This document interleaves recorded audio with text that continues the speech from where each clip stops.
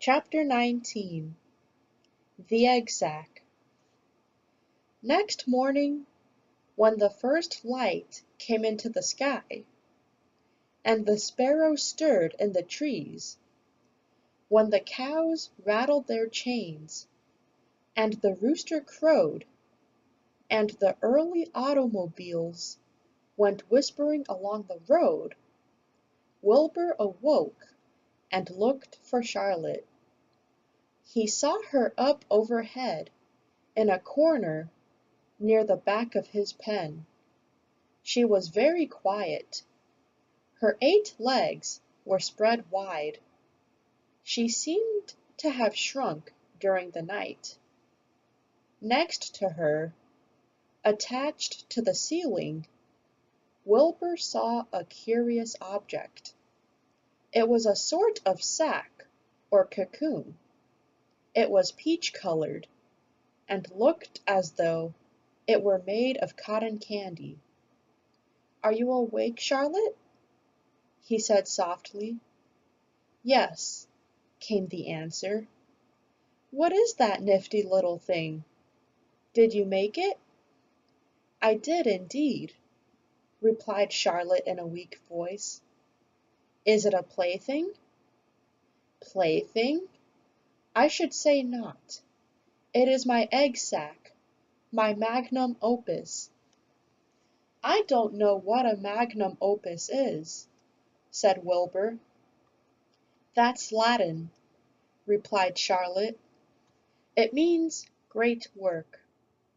This egg sack is my great work, the finest thing I have ever made." "What's inside it?" asked Wilbur. "Eggs? 514 of them," she replied. "514?" said Wilbur. "You're kidding." "No, I'm not. I counted them. I got started counting, so I kept on, just to keep my mind occupied." "It's a perfectly beautiful egg sack," said Wilbur, feeling as happy as though he had constructed it himself. "Yes, it is pretty," replied Charlotte, patting the sack with her 2 front legs.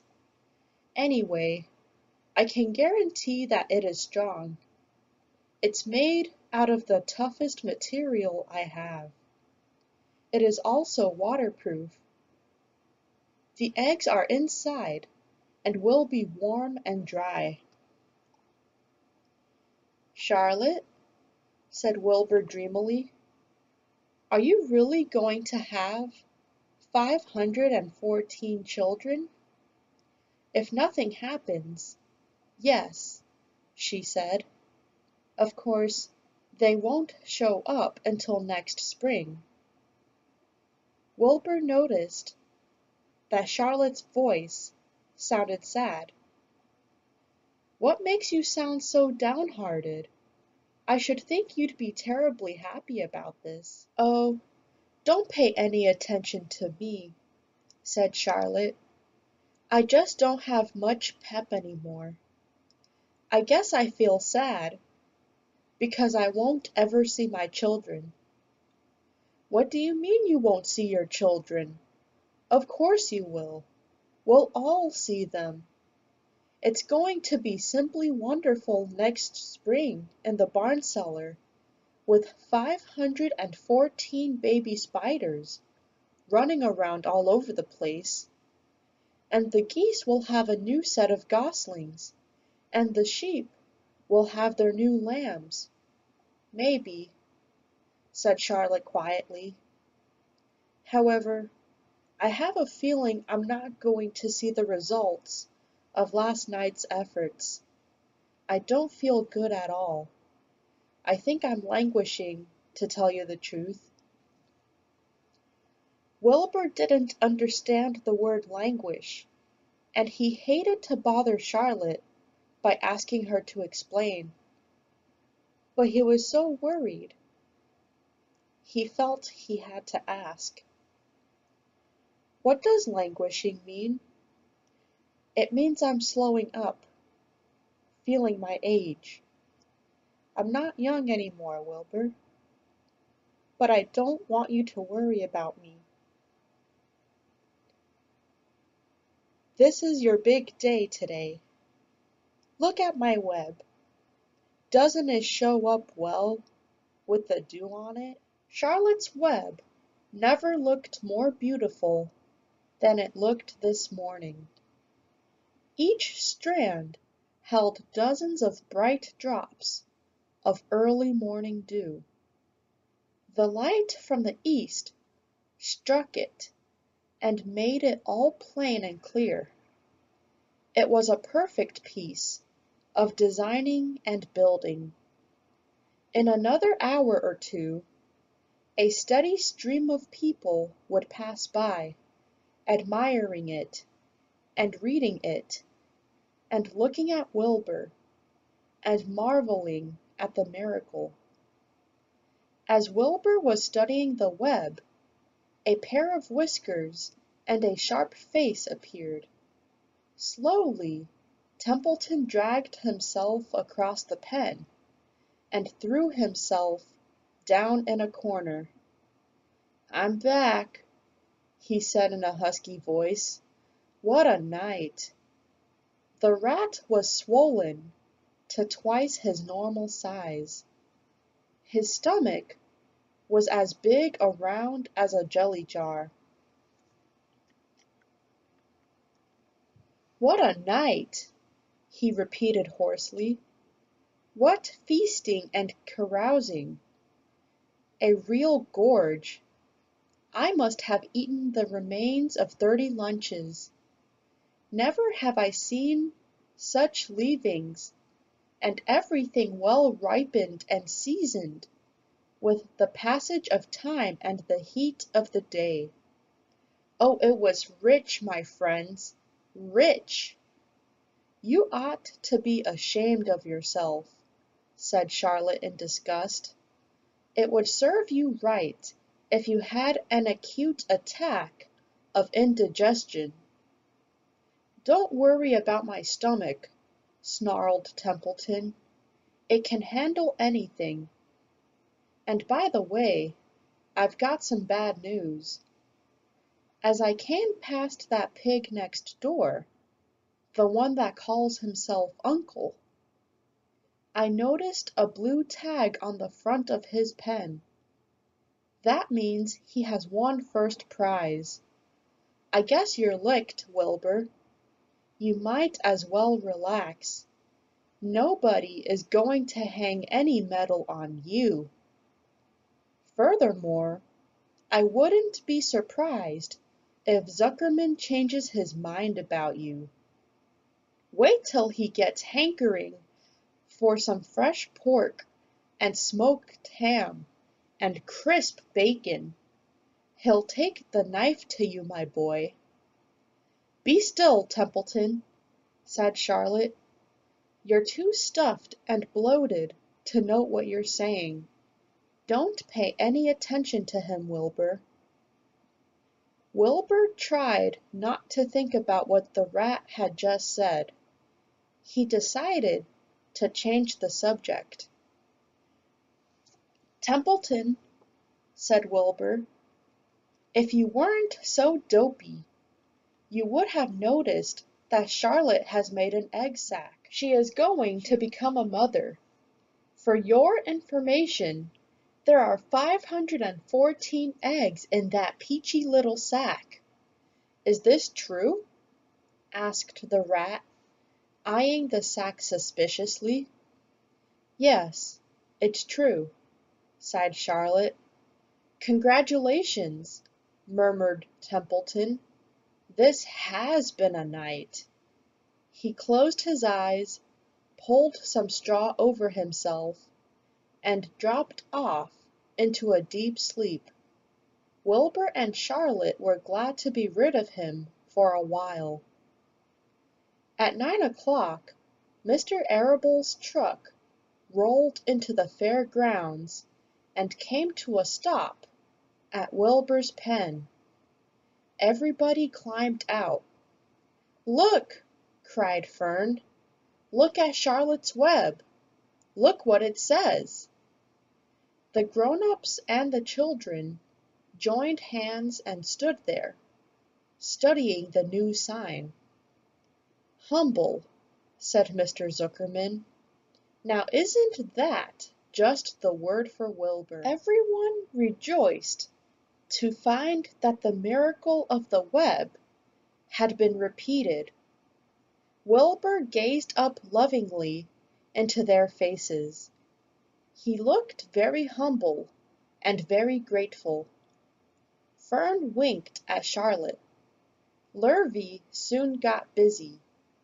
He poured a bucket of warm slops into the trough, and while Wilbur ate his breakfast, Lurvy scratched him gently with a smooth stick. "Wait a minute!" cried Avery.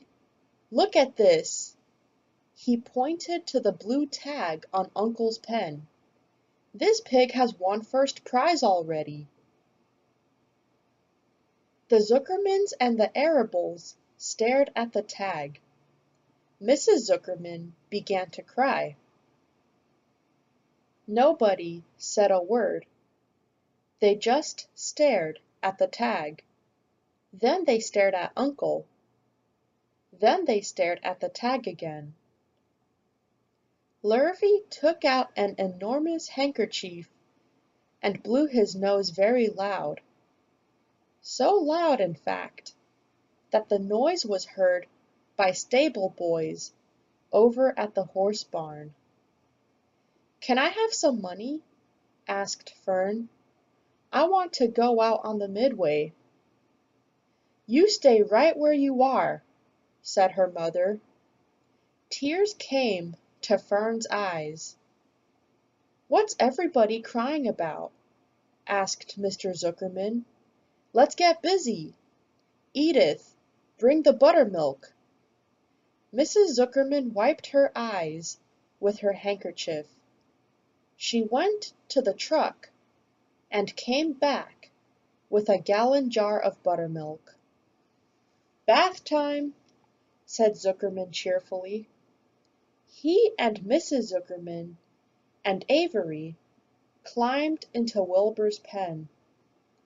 Avery slowly poured buttermilk on Wilbur's head and back, and as it trickled down his sides and cheeks, Mr. and Mrs. Zuckerman rubbed it into his hair and skin. Passers-by stopped to watch.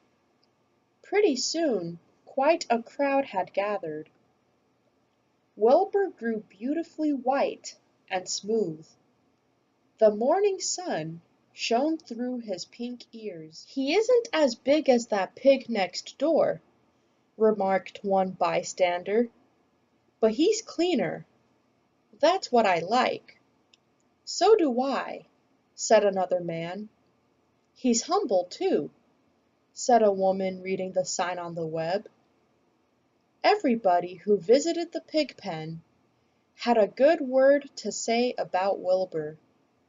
Everyone admired the web, and of course nobody noticed Charlotte. Suddenly a voice was heard on the loudspeaker. "Attention, please," it said. "Will Mr. Homer Zuckerman bring his famous pig to the judge's booth in front of the grandstand? A special award will be made there in 20 minutes. Everyone is invited to attend. Crate your pig, please, Mr. Zuckerman, and report to the judge's booth promptly." For a moment after this announcement, the Arables and the Zuckermans were unable to speak or move. Then Avery picked up a handful of straw and threw it high in the air and gave a loud yell. The straw fluttered down like confetti into Fern's hair. Mr. Zuckerman hugged Mrs. Zuckerman. Mr. Arable kissed Mrs. Arable. Avery kissed Wilbur. Lurvy shook hands with everybody. Fern hugged her mother. Avery hugged Fern. Mrs. Arable hugged Mrs. Zuckerman. Up overhead, in the shadows of the ceiling, Charlotte crouched unseen, her front legs encircling her egg sac.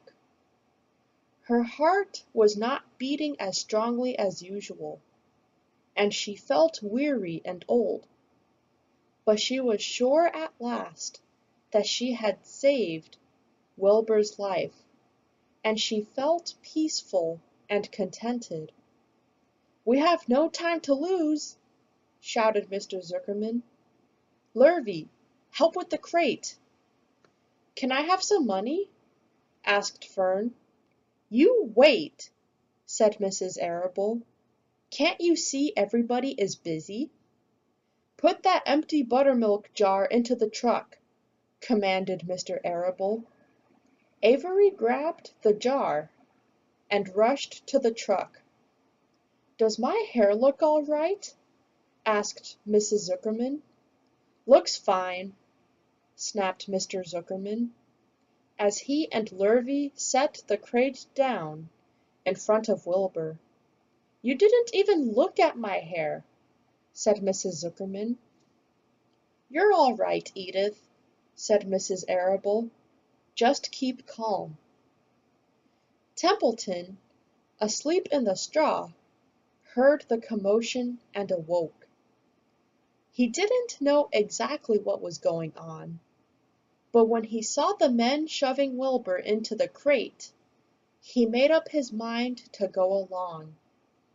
He watched his chance, and when no one was looking, he crept into the crate and buried himself in the straw at the bottom. "All ready, boys!" cried Mr. Zuckerman. "Let's go!" He and Mr. Arable and Lurvy and Avery grabbed the crate and boosted it over the side of the pen and up into the truck. Fern jumped aboard and sat on top of the crate. She still had straw in her hair and looked very pretty and excited. Mr. Arable started the motor.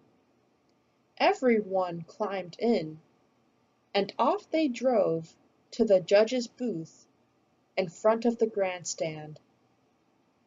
As they passed the Ferris wheel, Fern gazed up at it and wished she were in the topmost car with Henry Fussy at her side.